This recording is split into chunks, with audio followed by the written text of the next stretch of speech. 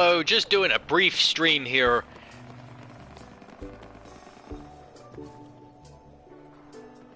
Back in, I think, September of 2020, I pretty much gave up on Modern Warfare and Warzone for a lot of reasons.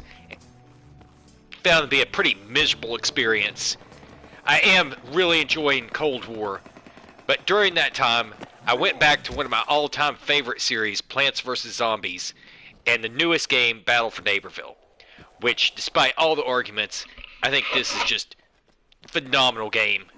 Personally, for me, this is the best Plants vs. Zombies shooter that's ever been made. And felt like there was something valuable here in what is it that makes this game an enjoyable experience. Now, on the surface, there are obvious reasons that you cannot... Sure, I'm still muted here. On the surface, there are obvious reasons that you cannot just directly compare these two games. Call of Duty is supposed to be a hardcore, violent, 17-plus rated, military-based, army-linked combat game with millions of dollars in tournaments, etc. Plants vs. Zombies shooters, super popular, but obviously kidsy, PG-13, if anything, not considered competitive. Although, for the record, for anybody who happens to see this, the people who play on here and are good are highly competitive, if not more competitive than typical COD people. They are incredibly good. And that aside, there's an entire list of things that make this game better in virtually any game dynamic sense. First off, you have a headquarters. This facilitates one, just general environment and pleasantness in the game, social interactivity. It's just plain fun. The only Call of Duty that has done this is World War II, which was also very popular. World War II is where I met a bunch of real people that became real friends via matches, headquarters, chat comms, whatever. Not only that, this headquarters, challenge boards, in-game rewards versus purchasables, post-match reward systems for your points and coins, promotions for leveling up, challenge arenas for skill and timing that are essentially interactive games and target practice, character customizations. It also has a complete arena here for if you can't find a match, want to meet people, whatever, you can go in and duke it out team versus team in this amazing park area, which is just plain cool. I mean, you have verticality, sniping spots, interactive environment, games pop up in the middle of the thing. Getting my butt whipped here because I'm not paying attention. But these are real people. These are not bots. This is a real environment. You can go up on top of these towers. I streamed this for a while, so I'm going to try to get up here on top of the tower, not really focusing on the combat here. Oh, this way.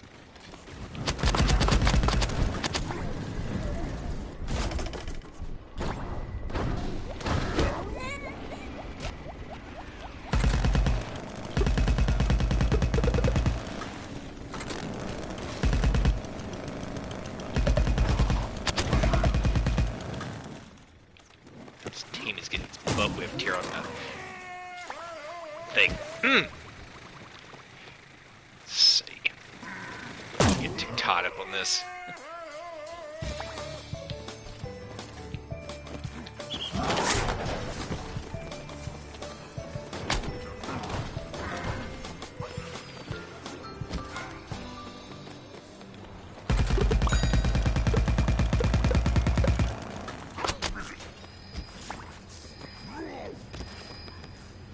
Just get on top of the tower. Oh no. Nope, it's just not happening.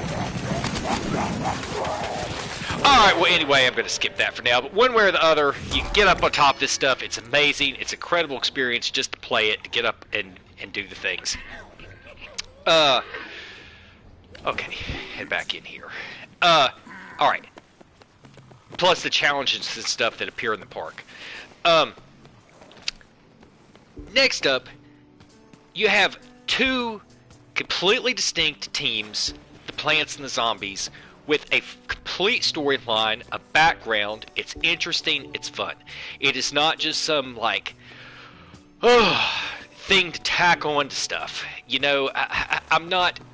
Sometimes the Call of Duty stuff is okay, but, you know, this is devoid of the politics. It's just two straight, completely, separate teams with their stories and things. Alright, as far as the characters go,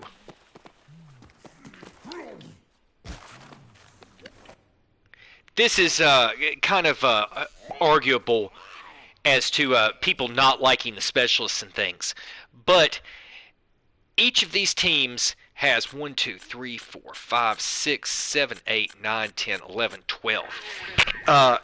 12 distinct roles on each team for combat that are basically completely different. Warface does some of this. It has medic roles, support roles. Battlefield does that. None of them have the degree of complexity of these different characters that are all qualified. These are not just junky things. They're all very different in the way that they play.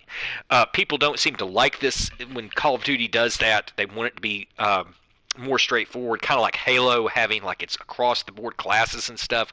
I could see it going either way, but to me personally, I kind of have fun with the specialist type stuff, and the fact that this game has these and that they're functional and cool makes all the difference in the world.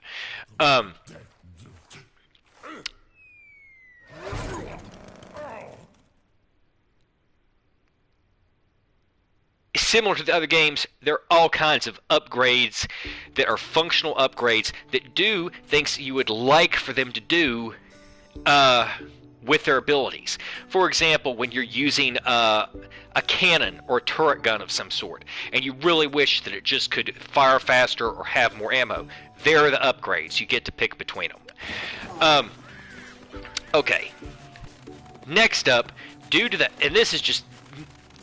That last one, you know, is kind of here and there because it's arguable given the games and where you're trying to go with them.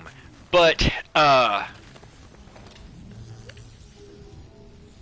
on 14 ping right now.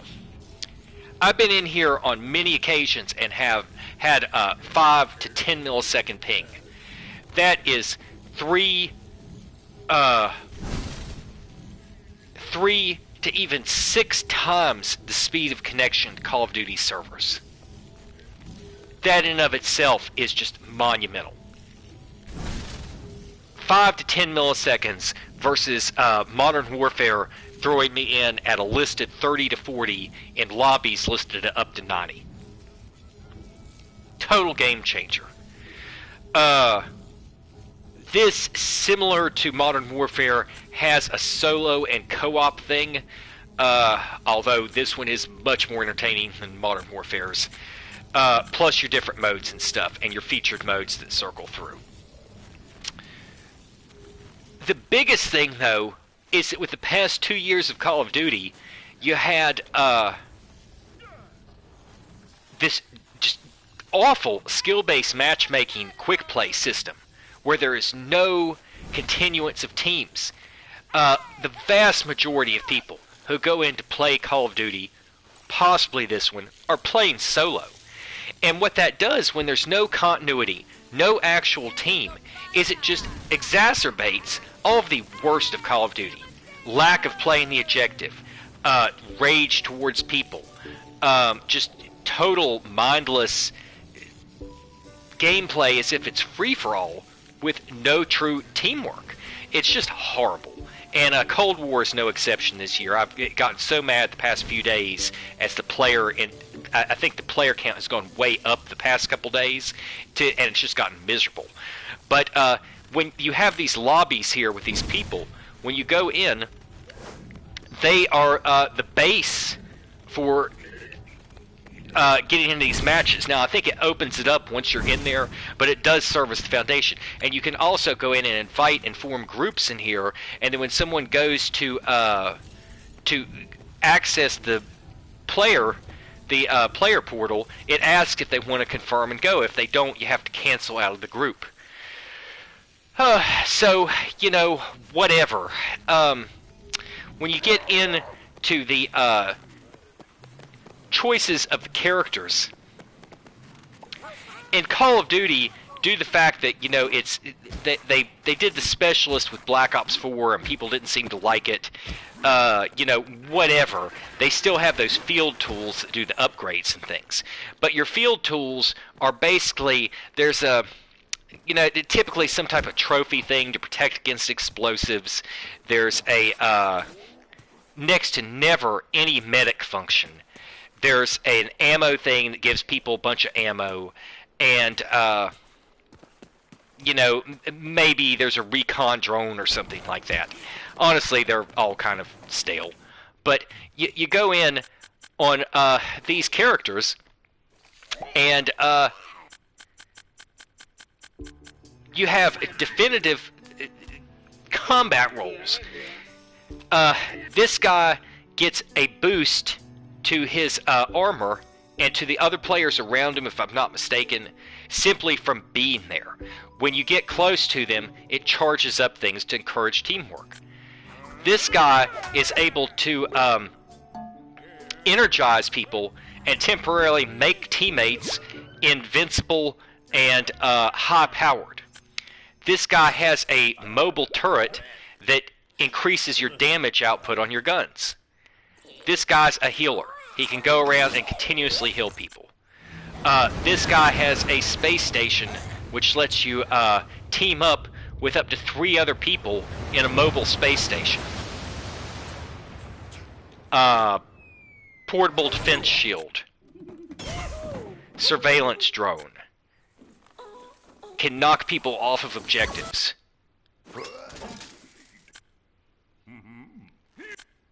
These are too much to get into, but essentially gas bombs. Other team. Basically uses spells to shut down the enemies. Healing powers. Can double up, or possibly, I think maybe you can get 3 other people riding. I know you get 1 other person as a tree, where they can power up and you can all shoot independently and do health boosts. Shields, surveillance drones, invisibility. There's just all kinds of stuff here that goes into function as healing, damage boost, protection, everything. So that each character that you have to pick has a definitive role, and they're all limited in different ways. Limited mobility, maximum attack power, very sneak and attack type person. Sniping. Basically hide and seek sniping kind of stuff. Shields to defend everybody, laser defenses, high health. All kinds of different, and their weapons are the same. Like the Acorn and Tree have logs that you can roll to shut down lanes. They have explosives that can be planted in different places, the Acorn explosives and stuff. They're all completely different, and it makes it fun, it makes it interesting. So also, it takes forever to level them up, and you have to get pretty good. By the time you get up to these Grandmaster levels, you have to have gotten good. It takes a long time. And when you go in and you play as them, you really have to function in a different role as the different characters. Okay, so that said, you go to your modes. They have a search and destroy type mode that's not in the rotation right now, but it has Team Vanquish is your standard team deathmatch. The big difference here is that because of all these health, first off, you have your health boosting rolls and defense. You have your damage boosting rolls. You have your you can always be revived within a certain critical window, and when people team up, it causes the revives to happen more quickly. You have your respawns, but this game was designed so that the spawning areas of the map are normally very far apart. And what it does is it makes it a pain to have to respawn, yet it protects the area that you're respawning from. I think they may have it on some type of timer cycle, because normally you see more than one person respawning in an area at a time. It does happen very quickly, though. It makes people, the game forces you to value your current life through revives and teamwork rather than all of the walking that's involved in respawning, so that you don't have this constant chaotic getting shot in the back by somebody who spawned out of nowhere stuff. The spawns on this game are so much more normal and playable than any Call of Duty has ever been in history.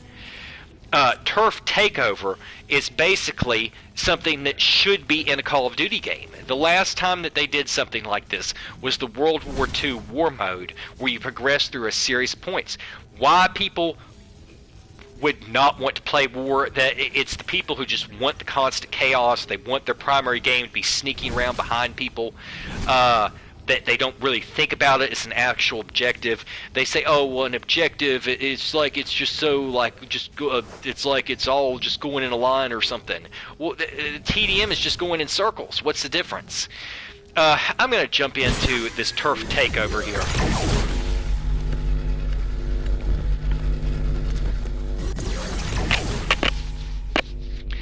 Because what it does is it produces a functional real goal. And in having a functional real goal, it eliminates the dumbness of the constant running around like chickens with your heads cut off. Now, I mean, of course, some of that's going to happen. But, wait for this to load in here.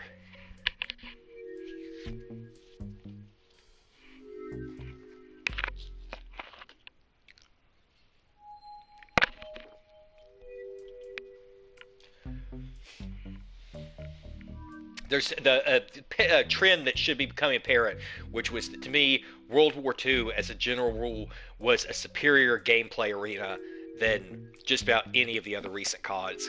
I wasn't that hip on it being World War II after Battlefield 1, but whatever. I personally enjoyed Infinite Warfare for what it was worth. It had a hell of a lot of problems, but it was cool and it was kind of hardcore. But whatever. Okay. Go in as... Who should I go? Alright. Next up, you'll notice there's no mini-map. That's because nobody needs a mini-map in this game. You can pay attention to the audio, you learn the maps. You literally have 6-year-old children who can better play a game with no mini-map than 25 to 55-year-old adults in Call of Duty.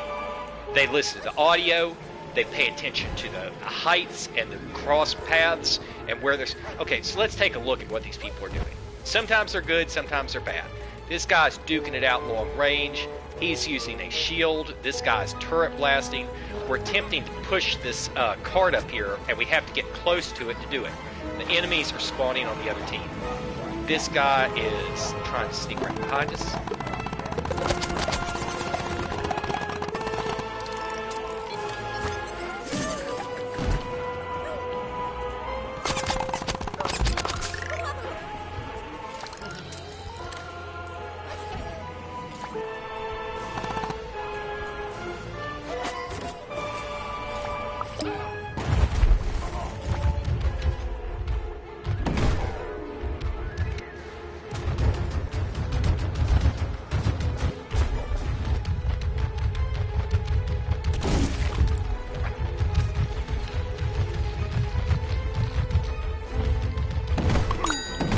You have, these are little, like, automated things that you can add. You have a respawn timer on how many of them you can put, which are healing outpost. things to weaken enemy armor.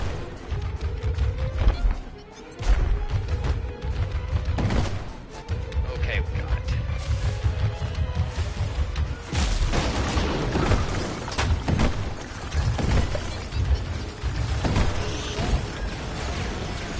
As a passing side note, this game seems to have, I mean, without getting a technical count on it,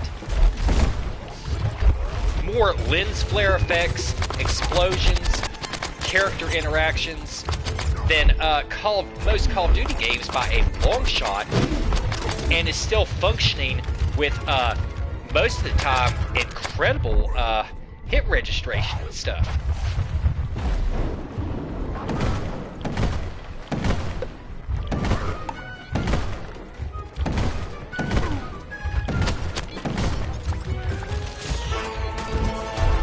Oh, we got it. Oh, no. Alright. Oh, so anyway, even at a first just hop in, people are doing their thing. They don't need a minimap. They don't need red dots flashing all over the place. This is a full Pixar quality, Disney-esque motion picture animation level game, functioning on 5 to 15 millisecond ping, with overall incredible network performance. It never does. There have been very laggy games, and there have been times where the registration has failed or someone has teleported, but overall it has 90% none of the splicing and interpolation splicing that Call of Duty does on a constant basis. They've really improved with Cold War. It's incredible. But whatever the case, that match would have easily gone on. That may have been a half-hour match, because you have to progress through, like, I'll wait when it pulls up the next match. You have to progress through, like, maybe 4 different checkpoints on your way to the final station, and they're massive maps. This video is going on longer than I was playing it too, because I don't want to join in these games and screw people over.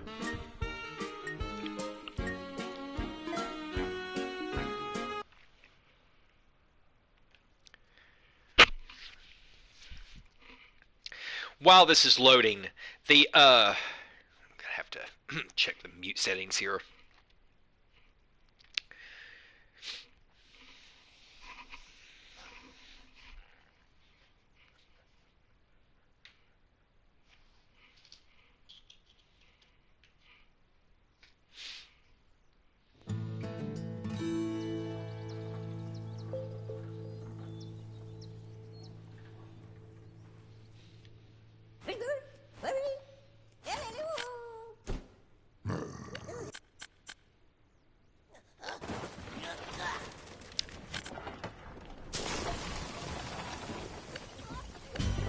Okay.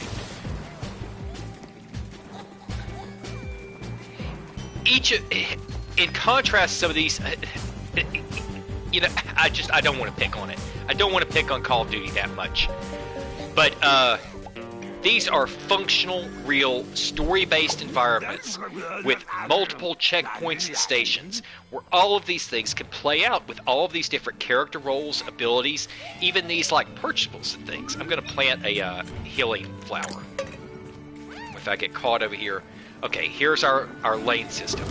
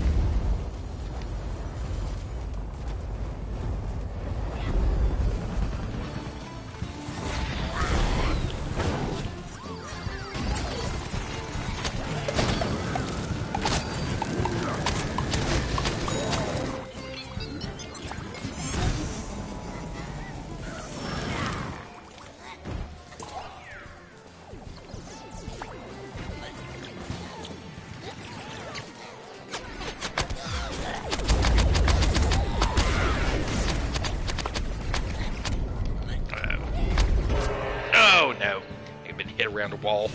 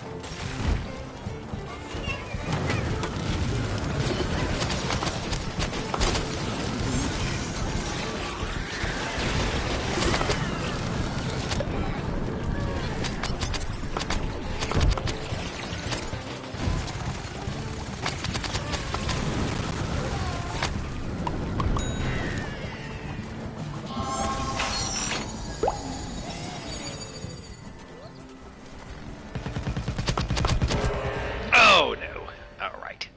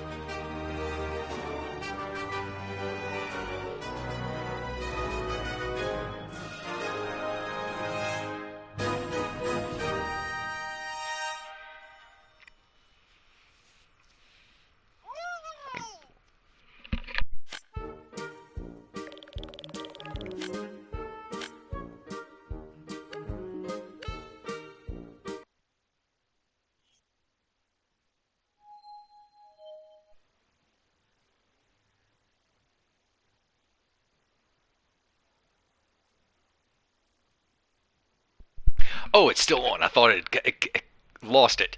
So anyway, what happened right there was that I was wanting to show examples of the gameplay. I think I was just revived on a random pool of people, like 4 more times in a brief match. I dropped a ammo pack. I had a challenge in Call of Duty to drop an ammo pack that resupplies people last week. I went through 24 matches and had one person even notice or touch the ammo pack that was put right in front of every spot they had to go. I even got on the mic during a couple lobbies and said, hey, you guys, will you please use this ammo pack? I'm trying to complete the match, and pinged it. Only after a couple times of doing that did the people finally do it in the round. It's terrible. These people genuinely just helped out, and part of that, I guess you can't, see where the double check this. Unfortunately, the scoreboard's gone now. I thought the stream had cut out, but the game rewards when you get to the ending, and it has the top 3 or 4 people on the pedestals. Those are not based on top vanquishes or even one category. They aren't based on the winning team. They're based on, across both teams, the people with the most assists, the most healing, the most time on the objectives, the highest vanquish streaks, the most vanquishes, and possibly some other stuff. But you'll see the different categories pop up, and that's how you get a place on the podium. The game also has an entire library of functional statements, strategies, dances, moves, emoticons. If somebody's really awful, you can go up and throw up the poop. If you just want to be friends and there's a question, you can throw up the smiley faces. There are strategies, statements, which is this objective, like you can ping objective A, B, or C. Gotta filter through these, but it's in here. It has like objective A, objective B, defend here, need healing. There's all kinds of stuff that you can use if there's no communication. So anyway, long story short,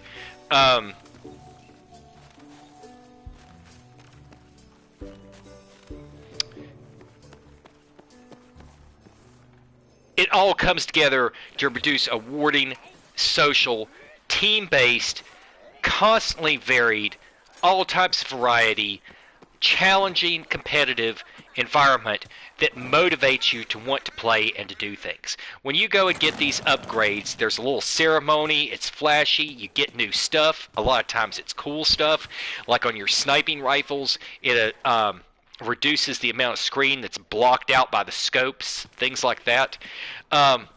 It's just generally good. These are world options and things here. Not to mention that it has a full campaign type adventure and all that stuff. But anyway, I think that there's a lot here that a Call of Duty developer could learn from. There's a lot here that people could notice about the difference in companies and their servers and things, because EA is certainly under no less game volume than Activision is. They're one of the biggest companies on earth, and they're running top tier servers with 5 millisecond ping. You know, there's something here about the graphics. My PS4 Pro is not overheating and blowing like a vacuum cleaner like several of Modern Warfare screens and certain maps. There's something here to learn about focused objective play and people not needing all this junky crap that half of these pros were pitching a fit about last year. So, whatever the case, it is a superior game in every level. It's just that it's more kidsy and cartoony. But for me, it's welcome, and I love playing it. Alright, going to go ahead and check out on this.